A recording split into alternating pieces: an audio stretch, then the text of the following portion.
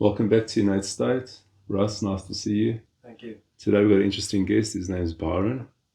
He's joining us, and we're going to have a nice discussion with him just now. We're just going to start with our little 5 minutes or so meditation, just to center ourselves. And Byron, I'm just going to take us into it, and it's just a silent meditation. Thank you. Okay, simple. Okay. So just take a couple of deep breaths.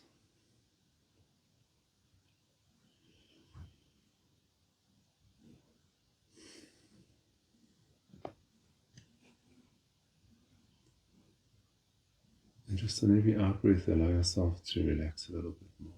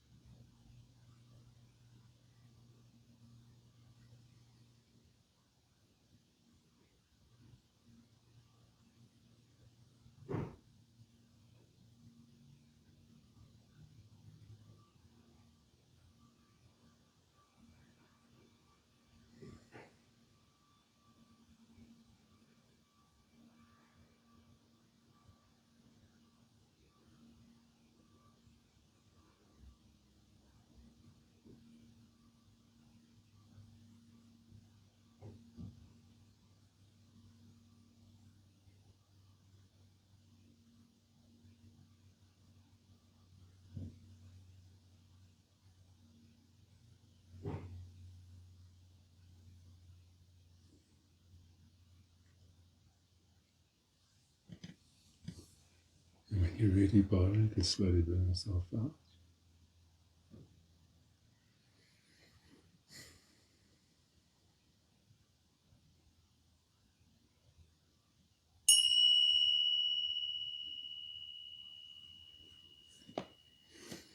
Byron? Good morning. Good morning. Thank you for joining us today. Russell? Cheers, buddy. Yeah, I know I say it every time, but I just find this kind of just settles you a bit, for the podcast. And I think people in general would benefit from just a bit of slowing down, slowing the pace down. Do you do any kind of meditation as a regular practice, Byron? Every day. Do you? Yeah. Most days. Yeah. I used to be quite diligent, radical. Would be everything. It's a prayer in the morning and night. And life in general should be in that stage. At the end of the day. I believe everything is a meditation. Yeah. Awareness, mindfulness, heartfulness. But it's practice. It takes practice. Yeah. You notice yourself physically where your aches and pains are. You notice, mentally, if there's discipline, if there's, daydreaming. It's a navigation. It's not all about reaching a place of silence. Yeah. And clarity. It's about the navigation there, and it's a beautiful. And being present. It helps with everything, the core energy throughout the day. Yeah. I think meditation is everything. Yeah. Being present, being present with... For sure, and you're coming from a different space, like from a deeper place. Completely. Not so much of a mental space all the time, which I think most of society is lost in the thinking. No, I mean, intellectually for sure. We've been in that age for it's a long time. Much needed, but the spiritual practices. But I think maybe it's a question of bridging would you call it the mental and working through the heart, coming from the heart, a heart space. Completely. Yeah. I think for this lifetime and the next few generations, to be actively aware of that. What does that mean? It's such a. But I think it's although there's so much going on in the world, I think it's starting to shift. What do you feel? I think so completely. There's a natural shift. Which is happening by itself, in actual fact. Yeah. I mean, as people become more aware. A shame, I mean, it is happening naturally, but there's also, crises that are inspiring these things. That motivate them. Which is a shame. Yeah. But for sure, I think there's a global awakening happening. And much to be aware of, much to do. 100%. I think everyone's a small piece of the puzzle towards a peaceful, harmonious state. Dynasties of awareness, enlightenment, civilizations of, in diet and how we practice spirituality, religion, communication, connection. There's kind of a crossover. Yeah. It's complex, huh? Yeah, no, it's complex. Because there's not, I mean, I don't know your views of it. For me, I don't see it as there's one way. No, there's for sure. Many ways of co-creation. The way everything is just kind of... Yeah, co-creation, collaboration, and I think there's space for everything to flourish. Yeah. For all voices, natures, ethnicities, practices, lineages. Yeah. Ancestrals to be heard, and space for all of this. But what is the direction? How do we get there? And all these questions. It's a lot. So do you feel like it's the way I see it is more there's a turning inwards. People they're not so caught up. Well, a lot of people are still caught up, obviously, in the outer world, but there's a sense of a turning inwards. There's an introspection that's kind of happening. Yes. In general. Yes. Like people are becoming more aware of when they perhaps lost in the outer world and kind of pull yourself back a little bit. I hope so. I hope so. We can pray and reevaluate what is wealth, abundance, all that striving all the time. What is success? What does it mean? What does it actually mean? What does it truly mean? Yeah. And I mean, for sure, a lot of people are striving, and some people maybe are striking a balance, but there is, a lot of excess in what we see, And traditionally, Western terms of what we see as success is financial. It's financial. I mean, you see it. You're always impressed by it. Yeah. In general, in the West, shiny things. Yeah. extractive things. But is that true success? I would say it's not. No, completely not. There isn't a balance there. Completely not. I'd say there's not a problem with having the money. Yeah. But there's also, what is your intention? Where are you coming from? Is it? Well, it's a navigation. I mean, it's what is this thing that we all striving for, and aimlessly, not aimlessly, but certain civilizations and societies. Also survival, isn't it? It's about most of it's about survival, in a sense, and we should be, instead of just surviving, kind of should be thriving in a sense of. I think the more you turn inwards, the more peace you have in general. Yeah. Without just chasing all the time. That's not going to bring you true happiness. Completely. We have that inside. Yeah, it's already inside us. We have that wisdom and abundance inside us, and it's hard to fathom. Yeah. We go into an education system, medical system, political system, religious systems, and it kind of torn in all these directions. Now, what's the right way? You don't know. What is the right way? And especially when you're growing up, eh? For sure.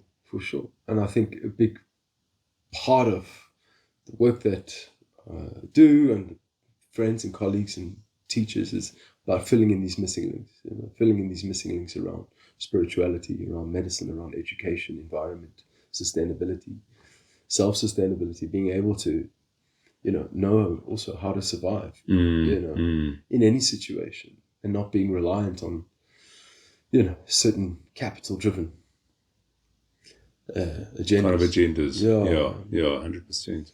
But I think it's going to take time. That shift. Intergenerational work. It's intergenerational work, and I think the sooner you can start to foster that vision or awareness of intergenerational. So what do you mean by intergenerational? What do you actually mean by that? Intergenerational is striving for something bigger. So looking after your children, your grandchildren. What does that mean? Not just with money. No. Capital driven. The other factors of what is your truth, almost, in a sense. Exactly. What are we striving for? What is a legacy we want to leave behind? Deeply, if we take an earnest look at ourselves as a species, do we, and yes, the powers that be and the structures that are in place, how they were created, there's a lot to consider. But, if you turn to indigenous knowledge systems and civilizations, not just indigenous, not our current understanding of indigenous, but you look at pre-colonial, pre-religious civilizations around Asia, Europe, Africa, North, Central, South America, and so on. These civilizations would really work to maintain, foster, cultivate a daily nature of intergenerational vision in the way that we raise our children, in the way that we care for the earth, in the way that we cultivate and sustainability. There was more of a sense of almost the community as well, isn't it? Yeah, it wasn't just self-preservation, take as much as I can. You were supporting one another within that tribe, for instance. Completely. How do we really, sustain ourselves spiritually, medically, environmentally, agriculturally, education, pass on knowledge from the elders to the children, vital knowledge that hasn't just been conjured up out of the mind. Yeah. This is generations, millennia. No, it's deep. It's deep stuff. Of spiritual intuition that's been cultivated, medical knowledge that's been learned over generations through crises, through trauma, through navigating this world, through going through evolutionary steps in our timeline as a species, and beyond.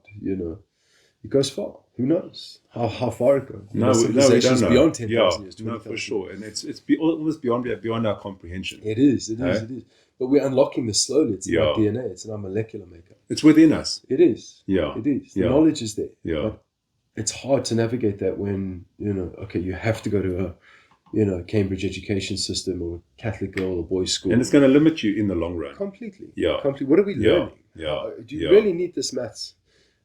So how are you going to use it? When you leave school, are you going to use it again? Yeah. Where's the solutionary thing? Where's the out-of-the-box thinking?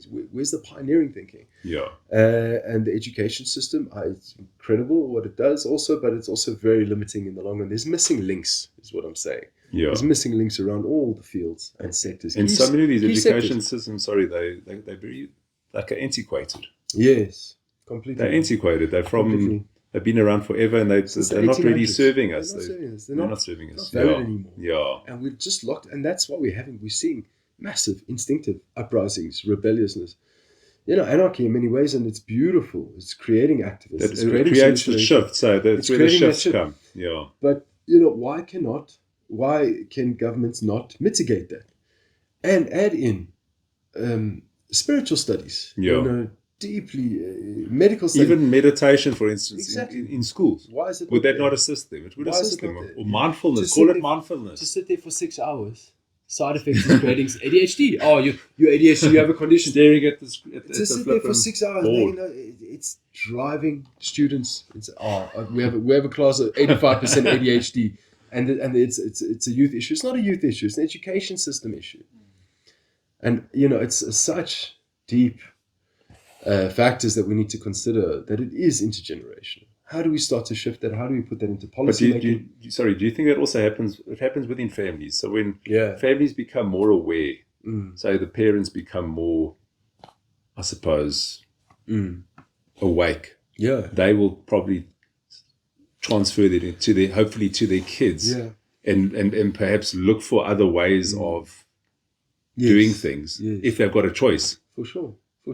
And schools are very aware of these things. You ask to any teacher, and they'll agree. Don't put your kid on Ritalin. No, let's not medicate all of it. And this and that. They agree with the education system being flawed, and this. But people are there's a level of helplessness. What do we do? How do we introduce policies and structures that are going to be long-term beneficial, that don't just create, accountants, lawyers, in the same systems? And it's great what's happening. Also, there's radical thinkers, entrepreneurs. It's starting to shift, I think, Byron, but it takes time, and it might take another lifetime. It's going to take generations. It's going to take generations, but we need to start thinking on that level. Yeah. Really, how do we do business, medicine? I mean, can we not have an open conversation with Big Pharma? The businessmen who run these sectors. Western doctors are healers, born healers. I believe they want to, but they're also limited in, keeping people in cycles of psychiatric medicines and, creating these things. And, it's not really cures. They're focused on the, keeping people in keeping them in that kind of loop. Yeah, and also understanding where these illnesses come from. Understand history, understand migration, understand colonizations, atrocities, genocides that have happened, that have also created these illnesses, psychological illnesses, illnesses around our immune systems, nervous systems, molecular systems. There's missing links across these sectors, and these vital links in these key sectors need to be activated, introduced, reintegrated, remembered, and also co-created, because Indigenous nations don't have all the answers. No, of course not. And it's going to happen. But it's a crossover, maybe. It's a crossover. Yeah, that's what I believe. It's bringing them together. Completely. But what I do want to ask you, Byron, on that note as well is, the way I see it is, a lot of people, when they're not able to deal with, say, perhaps deep-seated emotions, a lot of that becomes illness within the body. Completely. And I believe you are involved in assisting people with medicine as such. Completely. That you studied and were trained in Brazil. Yes. Yeah. Do you want to go a little bit into that? How does that assist them? How do you assist them in that sense? Yeah, let's go deep. are you happy to touch on that? Absolutely. Yeah. And it's not just from the medicine of Brazil. Central America, North America, Africa, Asia, even European indigenous pre-colonial medicine. Vital. These are teachings that are, from the plants, from the plants, but also what the plants have taught humanity. And as a carrier of medicine, as a carrier of knowledge, I have a big responsibility to share this, and it's growing exponentially. It's becoming. People are in need of this, demanding it, starving for it. It's not just the physical alkaloids that are going in your body from the medicine. It's the spiritual activation, awareness, teachings, lessons that are coming from that. Yeah, because I know Russell's experienced one of your ceremonies and healing sessions. So Just explain a bit to us. I mean, not everyone knows it, Byron. Kind of what is the lead up to it? The role you're playing in it, etc. Would you like to share a bit, please? Fully, completely. Yeah, I mean, it's a deep healing procedure that one goes into when making the commitment to come to some of the medicines that I carry and represent and speak on behalf of. It's weeks of preparation for most people. It's weeks of integration afterwards for most people. Dietary changes, physical preparations. I mean, as soon as you make the commitment to come to a retreat, ceremony, medical procedure, study, it's also a celebration. It's not. It's half serious because it really is profoundly, a recalibration of your body. It's also about love and celebration and joy, and harmony and everything around that and connection. So, yeah, I mean, it's a lot of preparation that goes into it physically. So physically, in what sense? Kind of a cleansing that someone would do? You would, if you have a good connection to food, even if you do have a good connection to food, you would make shifts in your diet. So generally, we advise no meat, no sugar, no salt, no dairy, and making as many changes in your diet. That's physically good for your body. So you start to flush out your body, getting rid of the stomach, but also the respect that you have for this process. It starts to cultivate that respect. Immediately you'll start to, okay, I'm going into this process. What is it? 99% of people are like, oh, I'll see what happens on the day. So they don't really know what to expect. No, especially if they haven't done it before, of course. There's guidelines, there's understandings people can research on the internet. What these medicines are about. But when you're laying at home in bed 2 weeks before and it's just you and you start, okay. Starting to think about it now. Yeah, you start to take an earnest look at yourself. What it is that you want to address. What it is that you want to put into this, what it is that you want to get out of. The medicine starts working. Do you know what I mean? So they set an intention. You start setting intentions. That would be the way to and if a person takes pride in themselves and if a person is serious about this life, you start to, start to think about these things. Start to meditate upon these things. Beyond, what your peers or schools or professors have. You don't need anyone else to say that you're doing well or not. You know. You know in your heart. Am I in alignment with how I should be? As a friend, as a brother, as a teacher, as a student, as a daughter, as a son, as a mother, as a human on this planet. And it's a big preparation. A lot of people come in with a lot of nerves, anxiety, and even myself, even facilitators have been doing this for generations. There's always, because it's a deep. There's a sense of the unexpected. You don't know what to expect. You don't really know what to expect, but at the same time, you're being guided by a bigger force. A greater force. There's community. There's these ancient plants. Classic formulas that have been unchanged for millennia. So if I'm correct, it's kind of and what is the name of the plant? You had a specific name? Traditional names: Nishipai, Huni-Pai. Commonly known as ayahuasca. Okay. I don't like to use the word ayahuasca because people think, okay, I'm going for one night of a spiritual, colorful awakening. You don't want to promote that. So basically, if I'm understanding correctly, Byron, it's kind of the spirit of the plant that begins to work through people. Completely, the spirit of the plant, not just the Nishipai, but the other plants that come with it: the tobacco, the kambo, the frog medicines. The prayers that have been unchanged for millennia through these plants. There's a lot to be considered, especially if you're going to the right facilitators, if you're working with indigenous professors, doctors, pages, healers, traditional shamans, if you're working with students who've been trained officially, who've been studying, for a decade, who know what they're doing and are able to connect to the traditional archetypes in harmony with the healing, in harmony with the responsibility. A big force starts to happen, And there's a lot that comes into it. It's a political process. It's a medical process. It's an activist process. It's a personal healing process. It's a celebratory process. So if someone's in there and there's something they need to shift, so they got call it a trauma, whatever the case is. What kind of unfolds for them? They might have visions of some sorts or feelings within the body. It's different for you. It's different for everyone. It's different for everybody. It's completely unique to yourself. If you have physical issues, traumas that you're carrying, if you have psychological, mental traumas and issues that you're carrying, spiritual traumas that you're carrying, it works on these things simultaneously and it shows up in ways completely unique to you.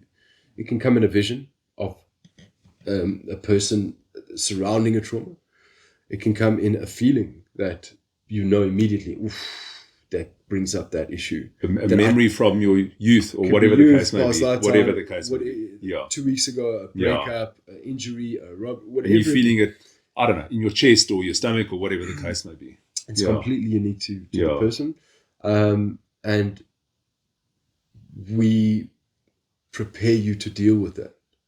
And how we suggest. So how would they deal with it? Crying or facing it? We don't know. It's different. Completely. You may start to hyperventilate. Okay. You may start to. There might be fear. Exactly. Anxiety may start to come up, but we say in the beginning, this is the time to deal with this, to observe it, to understand it, to study it, to go into it with a sense of optimism, excitement, and love. That you're doing it with purpose. Yeah. Exactly. Feel it. Feel it. This is a safe space to feel these emotions. A person might cry. A person might purge. A person might go to the bathroom. Physically cleanse it, and at the same time spiritually cleansing it. A person might shake it out their body. A person might breathe it through whilst understanding it, and the medicine is working simultaneously, physically, spiritually, mentally, on many different levels. Ancestrally, you may be carrying issues from your great-great-great-grandmothers who went through trauma that you're triggered by in certain situations. The medicine is working at a deep level, and it's also dealing with trauma that we are susceptible to throughout this lifetime. You may be carrying trauma that is a side effect of a system that's broken. You may be carrying trauma of a side effect of many things. How many? So through. I know it's quite a long process. Do people generally shift a lot, and then? It's not doesn't mean you're going to shift everything in that one session. It's an ongoing thing, isn't it? It's a lifetime process. It's not like I met Byron and I'm sorted. No, it doesn't mean it has nothing to do with me. Yeah. It's the plants that I carry that I represent and speak on behalf of and share on behalf of. But it's like meditation. You got to work on it. You get into meditation. It's every day. It's an everyday practice. And the mindfulness. It's an everyday prayer. It's and even more, it's an intergenerational prayer. Yeah. This medicine is working on an intergenerational healing. From your grandmothers, from your mothers, and it's going to also take lifetimes for that process to be. My children were born through these medicines. In the womb, conceived. Once a year we do ceremonies as family, twice a year. And they will still integrated they'll still have their own stuff. Even though. It's an intergenerational thing. Until we can get back to a place of harmony with the earth, with spirit, with each other. I think these medicines will be around for many, many generations, and rightfully so. You look at the North American First Nations Indians, their medicine of the land, of the peace pipe, of the sweat lodge, of community, of prayer, of song, of rites of passage is so profound. No, for sure. It's so deep. It's not it may not be as complex as the Nishi pie from the Amazon. Yeah, it's a different culture. It's a different way. That is the medicine. Yeah. That is the medicine that you're being. And how do you integrate that into your natural life? The same with First Nations of South Africa, throughout Africa, Asia. What is the culture around food, success, dynasties, medicine? All these things are shifting, being remembered and being integrated. And I think, but we do have a big responsibility to make these medicines accessible, open, and across fields. And what kind of people would you generally? Is it all types? Because I'm just thinking of someone who's perhaps religious might be afraid of it. We have deeply religious people. Do you? We have pastors going. We have actually. Yeah, completely. I'm just like no. I wouldn't have thanked it. No. We have students of religion. We have guides of religion, priests, priestesses of structured religions. Okay. We have everyone from township folk, middle class folk, all the classy system folk, mixed match, eh? Super elite. We have politicians, we have elders, we have youth. Yeah, it's got to be good for them. I promise you. We have human. And you know about a shifting. We have human beings. Yeah, it's human beings. Help. It's human beings. We need help. You need help. Finish. Personally. Yeah. You need help. The Western medical system is not working for you. Yeah. You're looking. And you also, people are in a place of responsibility. They're being urged to take it to the next level. Do they sometimes have physical shifts, like health benefits as such, not just the emotional stuff? It's immeasurable. It's immeasurable. from aches, pains, that diabetes, kind of thing. autoimmune issues, everything. Organ function. It stimulates. You drink the medicine. You take these medicines. Frog medicines, the hape, the kambo, the shawahuni, the makahuni. You take these medicines. It's immediately, first of all, it's stimulating every cell in your body. It's stimulating every organ in your body. It's releasing your chemicals, your natural chemicals in your brain to help recalibrate your body. And your body's never been there before. Exactly. In this life, perhaps. Yeah, possibly. Hey? So it's opening, activating, stimulating, nourishing every part of your body. But I want to ask you one thing as well now with regards to the ceremonies, Byron. I don't know how true this is, but some people have mentioned this to me, that sometimes when people are open and they in deep kind of trauma situations, well, within a ceremony, there could be other spirits floating around to come and spirits are welcome. I mean, everything's welcome. It's dissipated immediately. Is it dissipated? Yeah, that's something that people would want to know. No, I mean, it's, someone might have that fear, for instance. For sure, and that's tangible. It's understandable. Yeah. The way that I work and the way that we work is in the very traditional archetypes. Okay. Through the Huni-Kuin. And so that's the you tribe need to be properly from trained. Brazil. You need to be properly trained. There needs to be certain things in place. Prayers to the land, a fire, letting the indigenous elders know exactly when the ceremony is, who's there, what's happening, how many people, so that they can light the fire in the Amazon or in the sacred site. Knowledge is transmitted. Certain things. So it's an actual crossover in that sense. Yeah, okay. And if you don't know what you're doing, taking these. For sure. It can open up many portals, and for sure. Yeah. It can lead to more harm than good. How long you studied with him for? How long? It's ongoing study, but it's 15 years. 15 years. 15 years. On and off, just there and back. Not always there and back. I did a lot of my studies as a Hypage healer came to South Africa, my teacher. Okay. He would live in South Africa between 4 and 6 months a year, 3 to 6 months a year. And you were training with him. And I was by his side. Yeah. Throughout. Okay. I only eventually went to Brazil after 5-6 years of him. Oh, okay. So it's been a journey for you. My dedication is to South Africa. Yeah. So your dedication's to completely. I've studied with the healers here, Sangomas and Yangas here, Sanusis here. Traditional healers, prophets, from Central America, North America, European, Indigenous, Chinese, and Siberia at all. This word shaman. Yeah. Comes from there. Does it? I don't know. And my bloodline is strong ties with the does it? Mongolian, totally. Mongolian, Chinese. Yeah. Okay. Because if I'm not mistaken, the shaman originates from Siberia. Yeah. From the records. So this word shaman, but you have different names for it. Page, Wu in China, Curandera, shaman in Yanga, Sangoma. These are shamans. Yeah, it's part of the same. These are doctors. They're healers. They're healers. They're healers. Even Western doctors, they're shamans. Yeah.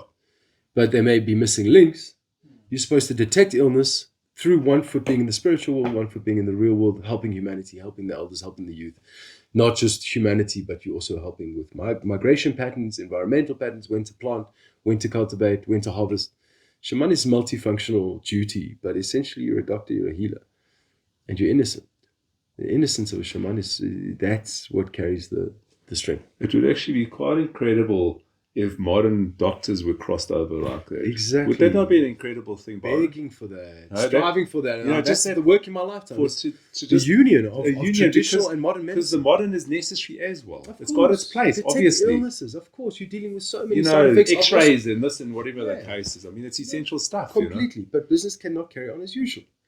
The side effects of a broken system born through genocide and atrocities and brutalization of indigenous lands, people, cultures, systems, structures, ancient wisdom, thousands of years old. Western medical system comes in, abolishes everything, starts again. This is how we're going to do it. Just in the physical. I mean, what kind?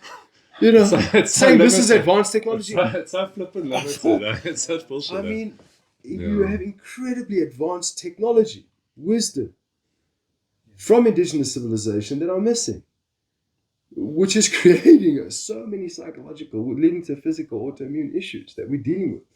They have the key.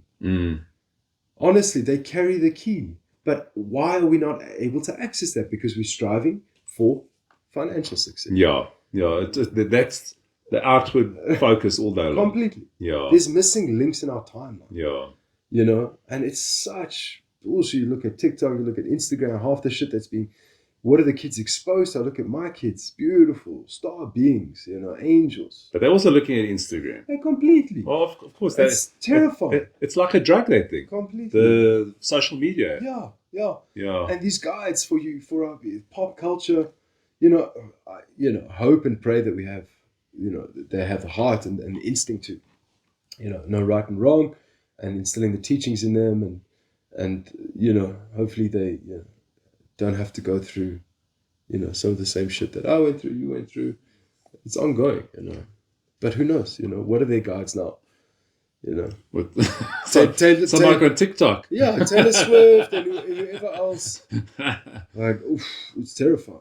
It's terrifying. But it's almost like what can you do? You can guide them a bit, Byron. Yeah, you want them to be happy. You want them to be in the social scene. It's almost like they've got to learn their way. Yeah. It's got to unfold for them. Yeah. What I've found with my kids is I've allowed them to find their own paths instead of me trying to direct them. No, completely.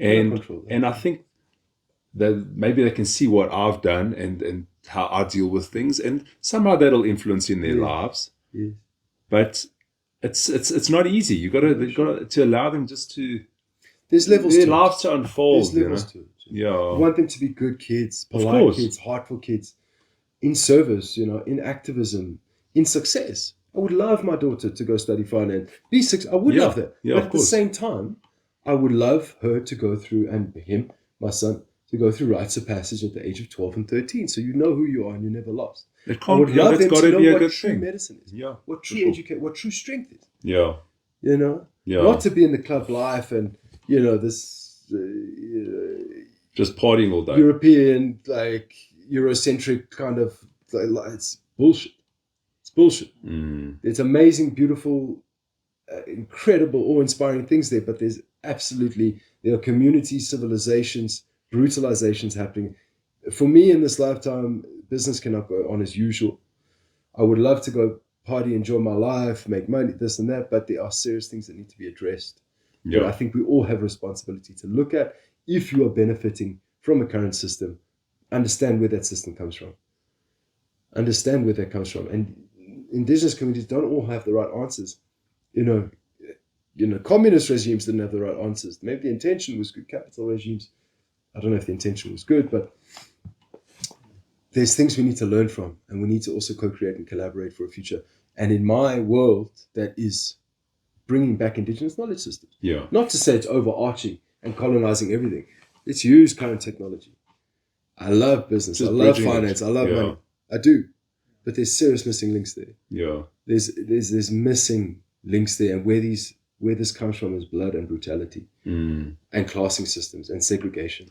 And the frightening thing is a lot of this, like if you look at, we don't go into politics now, but these recent wars, to be honest, I was quite amazed that they even started. I thought in this modern day, how is it even flippant possible? You know, that happened in this country. How is it possible? That happened in this country, you know. Yeah. Years ago. That happened in America, North America. That's how America was built. For them, it's normal. Yeah. To go in, colonize a country, completely eradicate, ethnically cleanse a whole civilization that's been there for thousands of years, make up story. I mean, there's so much to speak on there. Unacceptable boundaries, universal ethical boundaries are being crossed in our lifetime. What do? We post on Instagram. What else can we do? How do we take? There's got to be more. You know, we should go into a global lockdown. Stop these powers. A financial lockdown. Yeah, as humanity to it's say, kind of like, frightening, you know. You know. Yeah. For like even a year, we should take a year and recalibrate, rethink all these things, because they're all feeding into that same system. Because we're sick as a society, really. We are. Yeah. We are. We're limited, and we are sick as a society. But I think things are shifting. To be honest, I do. That's it. Like completely, and I'm grateful that it's still going to take time. Yeah, Byron. No, it's a deep there's a shift that's happening, and it's the way I see it is that life is working through everybody. No matter what is going on, there's a certain level of there's life, but people have just forgotten that connection. You know, they're lost in perhaps the mind, the intellect, etc. No, in loops of what do we do? And the programs. What other avenues are? Yeah. What are our choices? People are trying to stay afloat. People are trying to stay afloat. They're trying to stay alive. I know high healers, incredibly profoundly gifted, born healers, working a normal 9 to 5. Yeah. Just trying to stay afloat. Just because they need to, they need to eat. Yeah. And so, I mean, I've contemplated this for long, and I'm very hopeful and very excited. You know, we're creating these epicenters, these healing centers, these multifunctional monuments, sacred sites for personal healing, discussing global issues, and teaching, certifying. I like to actually use the term doctor uncertified because you're a certified doctor. Yeah. I don't know if I trust you because you're certified into a Western medical system. It's limited. How certified are you? What does that mean? What does that mean? I'm a certified professor. Okay. Organic certified. Let me give you antibiotics. Yeah. Broad spectrum. I would rather say I'm a doctor uncertified. I trust you more as a doctor uncertified. Do you know what I mean? And I come from a family of doctors, so no offense. But making tangible avenues in these fields, in environment, clean energy solution, everything, agriculture, sustainability, medicine, and giving generations and avenues for a good life in those fields of activism. It should not just be profit driven. People, planet, profit. Then I want to ask you, Byron, just if you want to just touch briefly on what you're involved in. You were talking about NGOs and things. What is that? So we have one angle of the NGO. Yeah. It all ties in. So there's 3 main organizations. One is creating epicenters, multifunctional healing centers across the world in massive cities and outside of cities. Okay. The foundation is with partnership with indigenous civilizations, about 8 actually, North Central South America, South Africa, across the globe, Polynesian, Maori, Australia, indigenous civilizations that are strong, holding on, preserving, sharing, integrating, open with knowledge, wisdom, abundance that we need, making their knowledge accessible to the Western world. Okay. Through healing modalities, daily practice, even rejuvenation. You want to come to the clinic just for your personal benefit. Yeah. But you walk through that door as a member, you're paying a ticket to get in, you are immediately supporting indigenous communities and the environments that they oversee through those epicenters. It's interesting. And tied to them is an NGO, multifunctional, financial discussions, meditative discussions, education discussions, youth programs, multifunctional healing centers, spaces that are physical spaces, accessible, that you can go for your personal practice, whether it's yoga, meditation, breathwork, cacao ceremonies, deeper ceremonies of the more complex medicine that's accessible, but also be a part of discussions to help with new policies based on ancient wisdom for modern times, modern technology for indigenous communities. So who's kind of involved? We have a small team in each country. Is there some kind of corporates involved as well? Yeah, I mean, there's a bit of that for... There's activists, there's politicians, there's finance sectors involved. Some business. Everybody wants to help. Everybody wants to help. Who comes to my ceremonies, people agree with it. Yeah. Yes, we agree with it. Yeah. But I also have responsibilities with my kids and this and that. So people want to be a part of it. I've taken it upon myself, my team's taken it upon ourselves to create these epicenters for these discussions to be had, for these medicines to be accessible, and for solutions, not just dialogue, but actual policymakers there in partnership with governments to help. Really, here's knowledge, here's what we should be implementing, and this is how you do it. So it's a multifunctional, quite a complex organism, but it's also very simple. These are places of healing, of contribution. You can go heal yourself, practice yourself. You can go to gym at one of our spaces. Okay. Go gym. Yeah, for sure. Go gym, go sauna, go steam. Go work out. Go work out. It's going to be lovely. Yeah. Some will be opulent, some will be nice. Yeah. Spaces, clean spaces. But you step foot into the door, you're immediately contributing to global issues. Like you say, Bob. That's it. You don't have to be. You don't have to change everything. You don't have to be like just out there. No, come to the center. You are donating on the street shouting to the preservation of the Amazon. Yeah. You're donating to issues in Gaza. You're donating to indigenous communities who have suffered brutality for hundreds and hundreds and hundreds of years. Yeah. And it's not saying eradicate systems. It's saying there are issues. Let's work together to find solutions. And so are you going to set something up like that in South Africa? Yes, I mean South Africa is the epicenter. South Africa is the motherland. South Africa is the birthplace. This is so we're in Joburg or? So there's a centre in Johannesburg. There's a centre in Cape Town. Have you really got a centre? Of course, Magaliesburg, Free State on the border of Lesotho. The epicenters are existing. I'm just a What are they called? Byron? So I mean, we're calling it Sun Moon Seed. Okay. This is an Sun, moon, organization. seed. Sun, moon, seed. Anybody Okay. can be a director. Anybody can be a founding partner. Okay. Anybody can be a member. Yeah. We're open to Yeah. membership. As a client, as a patient, we're open to directorship. If you have expertise, we want it to be a space for Just people coming together. Political discussions, and coming together, community celebration. But more than that, we need to, in this lifetime, in the next few generations, raise awareness, raise structures, raise policy, raise funds, raise resources, expertise with Indigenous communities. And I think it's such a good cause. You know what, Byron? I'm just thinking about it. People are so lost in their own little worlds. Yeah. The day-to-day. Yeah. By doing that, perhaps it's going to open people's... People take the blinkers off a bit. You know what? They have been battling. Yes. There are issues. How can we bridge it? What can we do? We can go there. We can go to gym, whatever the case is. I promise you come meditate. to these Epicentres, you're going to also find avenues and pathways to do better in your work. Yeah. As a mother, as a father, as a son. You're going to... I should speak that. These Epicentres are of medicine. Come there. We must come check it out. I didn't know it was around. Be in the meditation there. I promise you, you're going to be connected to source. It's going to be beneficial to your family. You're going to inspire that. Yeah. And we also, it's a space for that. You want to have your own discussions there with your own firm? Use the space. Book it out for a week. This is what it represents. Yeah. Healing sessions. Yeah, I mean, conflict resolution. Okay. Yeah, we also want to deal with some of the bigger issues, Truth and Reconciliation Councils, TRC councils that help during the apartheid regime, the toppling of this that have happened in the Truth and Reconciliation Councils in North Central South America that should be ongoing.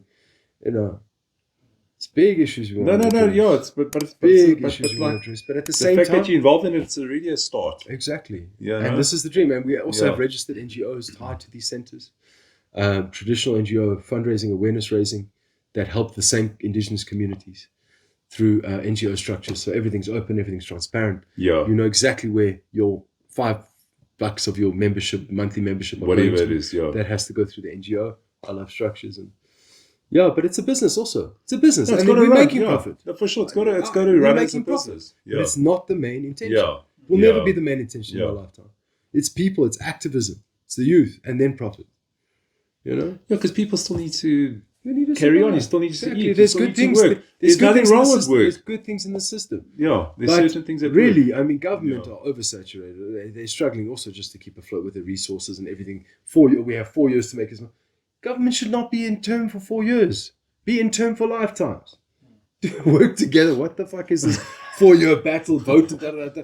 You're not chasing the votes by the next election. And money, and it's corrupt. Essentially, it's built on. It's terrible. It's corrupt. It is. It's corrupt. It is. That's the awful so we're thing. also vying for Indigenous nations in permanent partnership with whoever, left, right, up, down, colourful governments come into place. We want indeed because they have stood the test of time and they still have the heart to help humanity. They still have the heart to share the medicine. Not so self-centered. Completely. After everything that's happened. Even after the brutalization, you're still giving people access to yoga, to meditation, sun dance, moon dance. These medicines, the Nishi Pies, a sweat lodge, a want to help. Western civilization is starving for identity. Who am I? I need to find my... Is in this perpetual cycle of also going through my own trauma. There's serious work to be done. And most people, when they identified with like this, I'm Andrew, I'm a painter, whatever, I do this and that. But there's so much more to us than what we think we are. Completely. There's a depth that society's kind of forgotten about. Yeah. Yeah, and also people are also just, I mean, Indigenous civilizations, do they want the money? Do they want the Western technology? I know these communities deeply, and I've studied ongoing study with them. Yeah, what are they after? It's incredible. I mean, they're holding on to this Indigenous knowledge system. They know that the Western civilization needs them. They deeply know this, but they're also very open and vulnerable to technology, to money, to outside influence, to the gringos, Yeah. So it's this dance, but at the end of the day, their roots are so deep, their spirit is so strong, they cannot be moved. They always have that to hold on to. But the youth sometimes leave? That can happen. Yeah, completely. Yeah. We've got to get out of the township, the village, these epicentres, sacred sites. Want to get to the... Got to get to the big cities, bright lights. make money. Yeah. But there is a big pushback to... sacred sites. Yeah, Indigenous 100%. communities, and it's exciting. It's It's exciting It's times, interesting actually, what's Byron. happening. It's exciting times. It is interesting what's happening, but there are ethical boundaries that have been overstepped. Yeah. It's not up for debate. It's not up for intellectual justification. Certain structures, policies need to be put in place around the key sectors and fields. This is not up for negotiation. It's not a. This has no been question. built on blood, brutalization. Yeah. No more. Yeah. No more. And this is also what the indigenous civilizations are saying, Phew. As long as the right ears hear it. Yeah. Hey? And it's intense, It is interesting and fascinating, and there's a lot to be joyous about and celebrate. And I'm just staying in my lane and, enjoying my little life in, Italian Riviera or whatever. But how can you be blind to what's happening? Oh no, I haven't done it. It wasn't wrong. me. It wasn't wrong. It was my great. You benefit from that system. Just by driving your car Exactly. out, or whatever the case is. Just be mindful of that. Yeah. White privilege is real. That's a real thing. It's fucking real. Yeah, no, it's real. European privilege is real. But your systems and structures have been built on brutalization. You Yes, you may. Oh, my great. No, you have a responsibility. We all have a responsibility. Indigenous communities have a responsibility. Yeah. There are serious missing links, and there are serious fucking dark forces at play. The spirit of greed, the spirit of conquer, the spirit of colonization. These are spirits that need to be isolated, extracted, looked at in the face. Yeah. and Seen given straight on. a fucking hug. Yeah. Given a big hug and a lot of love and a lot of guidance, because they're young spirits, they're young energies. But we seem to be possessed by these things. Yeah. So it's not a war, it's a matter of loving. It's not completely. Look at it. Don't be scared. I mean, like you say, outside influences, negative energies. A person's probably bringing those negative energy. You bring in lots of jewelry, makeup. No, it's all over the place. It's all over. No. Just don't be silly about it. It's around. Oh, and then we pray. Oh, please, can I be pure and light? Bullshit. You're still part of it. You're partying. You're feeding systems that are not. But I think on the other hand, you shouldn't feel guilty for what you're involved in. Exactly. Just become aware. Knowledgeable, become aware. Stand in it. You're still going to drive your car to work and do your thing. That's part of life. I love driving a car, obviously. I'm not going to suddenly jog to work, But be mindful of where you at. What is the long-term What is your... Have your car company, but maybe buy the car knowing that 15% of my money is going to saving the Amazon from extractive industries. Yeah, there's a certain tax or whatever. You know what I mean? Do your business as usual. Carry on. But maybe 15% is going to communities who have been completely brutalized. And then also having a public... This is another thing, I don't want to speak about this too soon, but through the NGO, we want to have public announcements. These are the companies that are ethically aligned. Yeah. You want to support these companies. And you want to know who they are. I want to know who they are. I want your organic stamp of approval. I want your ethical stamp of approval. Yeah, what is this guy's intention? Oh, he supports these guys. He does business with pure intention. Exactly. I want to support that. Exactly. I want you to make money. I want to support you. I want to circulate. I want to buy those products. Circulate. I want to open my own business that is ethically aligned. Yeah. Until such a time in the next few generations that we are in harmony with spirit, with each other, with the land, with self-preservation, with long-term sustainability, with medical and education. So all these things considered, they need to be considered, especially in the way we do business. Russ, have you got any questions for Byron? Are we going to reach this state of harmony in our lifetimes on this planet? No. Probably not. Definitely not. No. Maybe in another 5 lifetimes. Moments of it. In that moment of morning meditation, we're in harmony with each other. Yeah, there you're in harmony. Yeah. But if you're really smart, if you're an intellectual person, you consider yourself a pioneering thinker or a change maker, you would start to think on intergenerational levels, ancient knowledge systems. Yeah. What is intellect? What is achievement? What is wisdom? All these things. You can be very smart. You can memorize. You can be quick on the mark. Means nothing if you're not in alignment with an intergenerational vision, where our history as humanity is coming from, what do we stand for. If you're not an activist, you're not smart to me.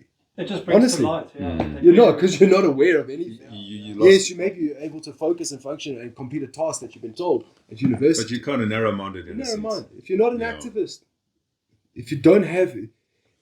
fine. You know, you don't have to be in that genre of you don't have to be registered as an activist. Radical. But if you're not thinking of that as a human being, you don't have a good, I think we all have good hearts and we all want to make a difference. We're just possessed by many of the powers that be. So there's small changes we can make in our lives, and it's it comes down to our awareness of what we're doing and how we're taking action, what our intention is later on.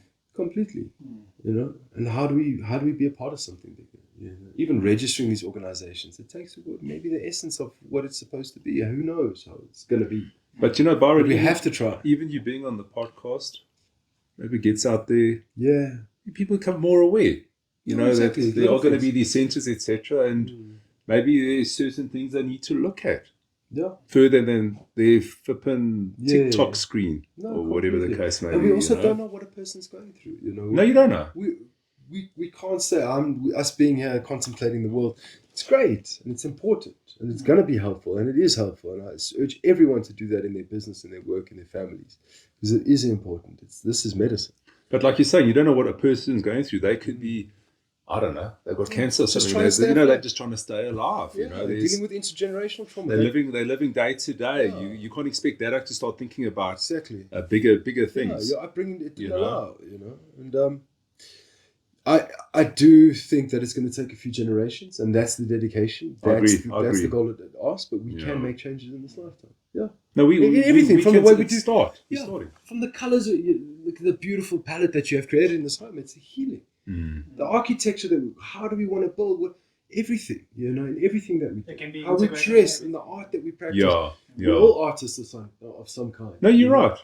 Just on that simple level of putting whatever on for the day, it's an expression of something that's going on inside you. Completely. But personally, I like to align with the pioneers, the change makers, the profound archetypes. Does anyone stand out for you that you can name? I mean, first and foremost, Indigenous nations in this lifetime, always as my teachers, as my guides, my children, mothers of my children, my relationships. You're learning from all of them. Brothers, sisters, learning from everyone, but I mean, sure. Yeah, I mean, the Huni-Kuin civilization, Yawabani, always. Okay. My own mother and father for sure. Buddha, the peacekeepers, the pioneers,